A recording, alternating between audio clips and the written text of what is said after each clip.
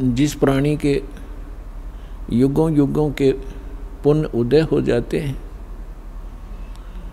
उसी पुण्यात्मा को ऐसा शुभ स्थान प्राप्त होता है, उसी को सत्संग मिलता है, उसी को सतगुरु प्राप्त होते हैं।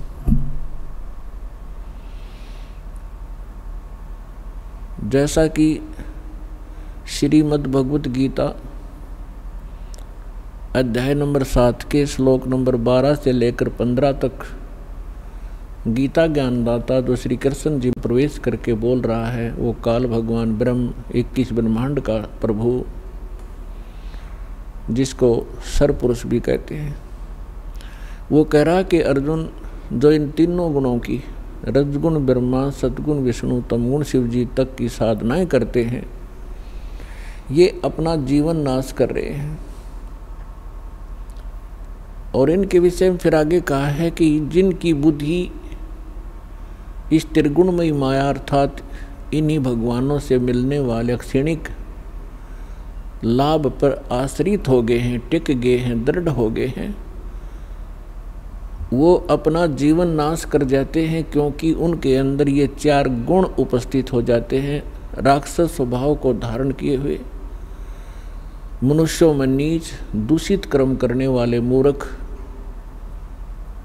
यानी इन भगवानों की तीनों गुणों युक्त रजगुण ब्रह्मा जी, सतगुण विष्णु, तमगुण शिव जी की साधना करने वालों को गीता जी के अंदर श्री गीता ज्ञानदाता ने कहा है कि ये राक्षस स्वभाव को धारण किए हुए, मनुष्यों में नीच दूषित कर्म करने वाले,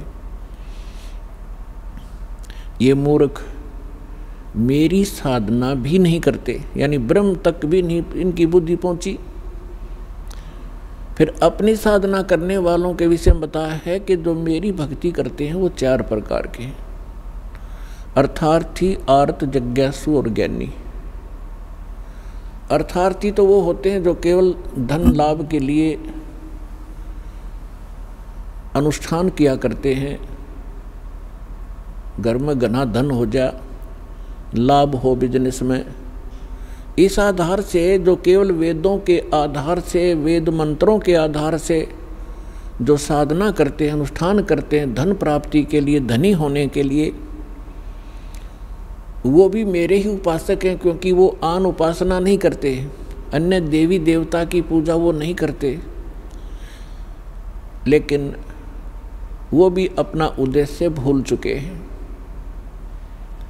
दूसरे आर्त यानी संकट निवारण के लिए जो अनुष्ठान किया करते हैं, वो केवल वेद मंत्रों से ही करते हैं, वो भी मेरे ही पुजारी हैं, लेकिन वो भी अपनी दिशा भूल चुके हैं, क्योंकि इस अध्यात्म मार्ग के अंदर केवल इतना ही पर्याप्त नहीं है।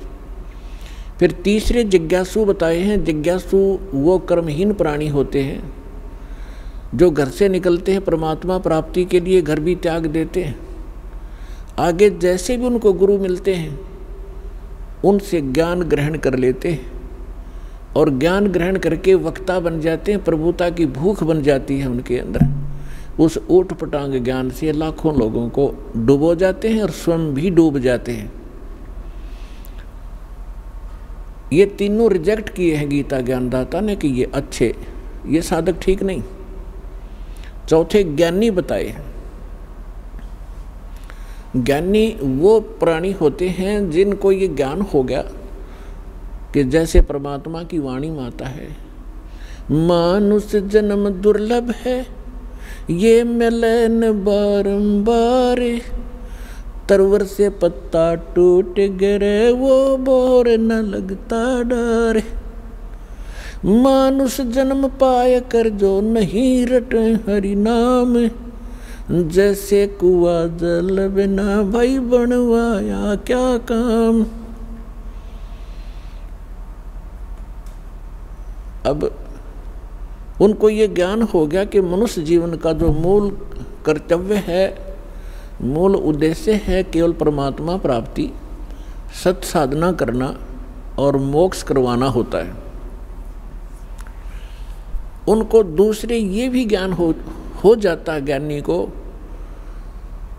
कि पूर्ण मोक्ष पूर्ण परमात्मा से ही होता है, इन अन्य देवताओं से नहीं होता। ब्रह्मा विष्णु महेश या अन्य उपासना जो करते हैं किसी देवी देवता की, इनसे मोक्ष संभव नहीं है। उनको ये भी ज्ञान हो चुका है,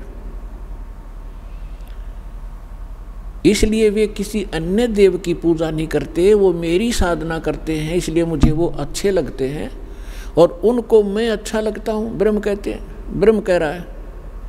लेकिन फिर वो लास्ट में ये कहता है कि ये ज्ञानी आत्मा, ये बड़ी नेक हैं, उद्धार हैं, परमात्मा पाने के लिए समर्पित हैं, लेकिन तत्वदर्शी संत ना मिलने से ये ज्ञानी आत्मा, अच्छी आत्मा भी मेरे वाली अनुत्तम श्रीमद् भगवद गीता अध्याय नंबर 7 के 16, 17, 18 में ये अपने विषय में बता रहा है। 16 और 17 में तो इसने चारों का विवेचन दे दिया, अर्थार्थी, अर्थ और जिज्ञासु का और ज्ञानी का। अब गीता अध्याय नंबर 7 के श्लोक नंबर 18 में ये स्पष्ट कर देता है, गीता ज्ञानदाता ब्रह्म, ये काल भगवान, ये कहता है कि ज्ञानी आत्मा है तो अच्छी उदार हैं, लेकिन इनको तत्वदर्शी संत ना मिलने से ये मेरे तक ही सीमित रहे और मेरे वाली अनुत्तम, 7वें अध्याय के 18वें श्लोक में एक अनुत्तम शब्द है, अनुत्तमाम। एक तो अनुत्तम होता है, एक अनुत्तमाम, अति घटिया, एक उच्च, एक उच्चतम, सर्वोच्च, यानी सबसे घटिया मेरी साधना है, उसमें ये आश्रित हो गए। अब कहते हैं ये ज्ञानी सभी उद्धार हैं, लेकिन ये मेरे वाली घटिया में अनुत्तम, अश्रेष्ठ गति में ही श्रेष्ठ रहे। अब ब्रह्म की साधना क्या है? ओम नाम का मंत्र, और ओम नाम से क्या प्राप्ति होती है? ब्रह्मलोक।